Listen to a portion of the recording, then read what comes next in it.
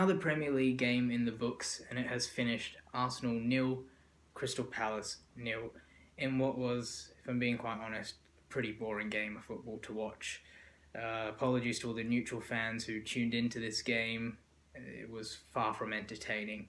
Similar to how Newcastle set up against us in the FA Cup, Crystal Palace were happy to sit back, absorb our pressure, defend well, and hit us on the counter-attack. And they did that on a number of occasions using the likes of Zaha and Eze, and they really did limit our chances to shots from outside the box and just a couple of half chances here and there.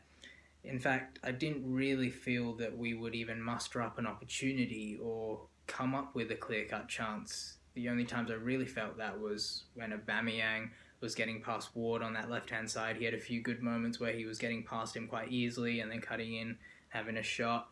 Emil Smith-Rowe, who I don't think had his best game in an Arsenal shirt necessarily, I still liked what he was doing in the game. I noticed a couple of times he wouldn't operate strictly in the number 10 role. He would pick up pockets of space on the wings and look to exploit that.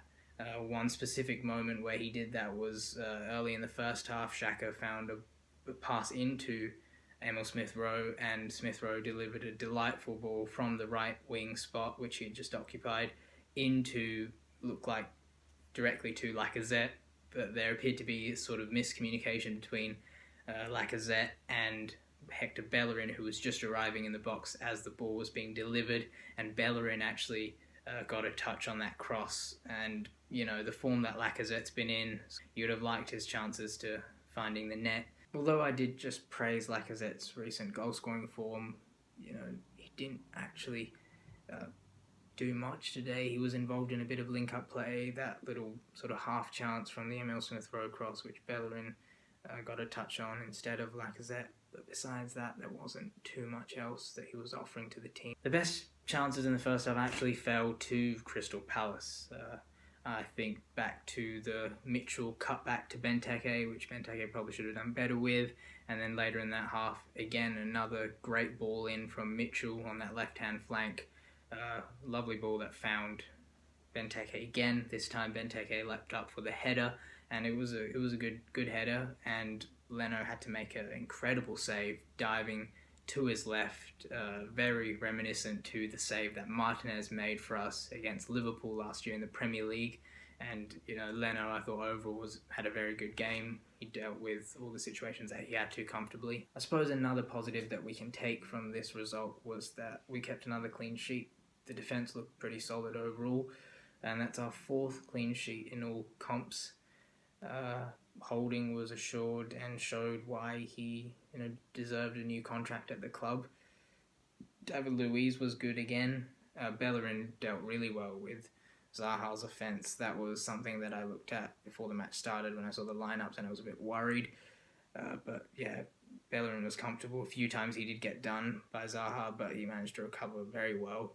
And obviously on the left-hand side, whilst Maitland-Niles wasn't troubled, he didn't offer that same offensive threat that Tierney does. I like Ceballos' approach to the game. He was very proactive. He delivered some great passes into the forward line, and Aubameyang in particular. The creative edge perhaps wasn't there, but we worked hard for the team. Xhaka, who, as I mentioned in the last video, he comes under a lot of scrutiny when he makes errors, but I thought he had a pretty good game. He did well, very well defensively. I saw a stat after the game where he made the most ball recoveries, he made the most clearances, and just from the eye test, I thought he had a very solid game. He did give the ball away a few times, but you sort of come to expect that with Xhaka. Some good news that we did have as Arsenal fans in that game was that Thomas was back. It was great to see him in action. Came on for Ceballos and showed good physicality, showed his understanding of blending defense and attack, and it's something that understanding and just him we're going to be needing to achieve anything this season. And yeah, I was happy that we didn't rush him and put him straight back in the lineup, because last time we did that at Spurs he got an injury. Let's just ease him back into the lineup, and hopefully, fingers crossed, he won't get injured. The few amount of chances we created in the game really did highlight just how badly we need a central creative midfielder in our team. We're in desperation mode right now, and also really highlighted how much we depend on Kieran Tierney to provide us with some of that creativity. And what he offers to the squad can literally not be replaced, especially since we sent Kolasinac out on loan to Schalke. We don't have a naturally left-footed left-back, and obviously that limits some of our build-up play. With Ainsley Maitland-Niles, who was playing there today, he had to constantly cut back on his right foot, and that took away from our overall build-up. Also, I fully understand giving Tierney a rest. He's played a lot of minutes, even played 120 minutes against Newcastle in the FA Cup recently. He's vital to us. The games are, coming thick and fast. And on top of that, he doesn't have the best injury record. But part of me couldn't help but think, should we have rested him for that Newcastle game and had him, ready for this fixture? Because arguably, Newcastle, they didn't have their best squad out for the FA Cup tie. They were missing Wilson, who's their biggest offensive threat.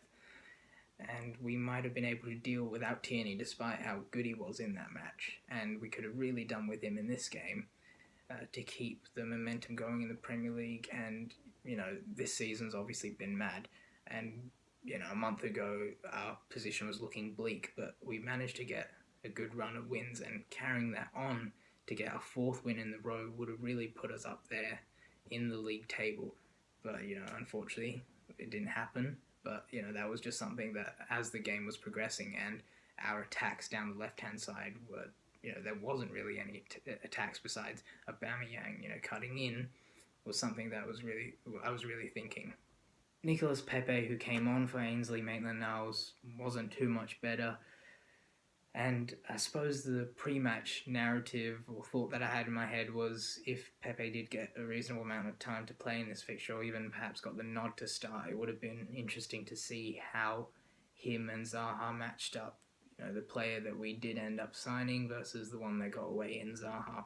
Something I like about Zaha is the air of unpredictability about his game, the fact that he can go on his right, on his left, leave a man for dead with some skills.